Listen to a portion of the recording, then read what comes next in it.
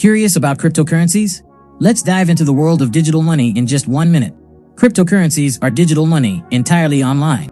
They exist only in the digital realm. They're built on blockchain technology, a decentralized ledger shared across a network of computers. No central authority, like a bank or government, controls them. Instead, it's all about decentralization.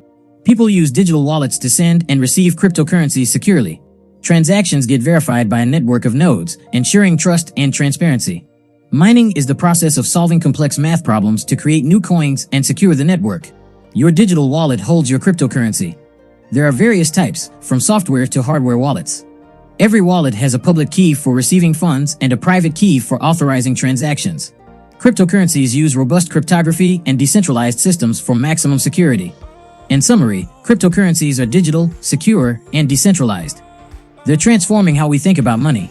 Join the crypto revolution and explore the future of finance.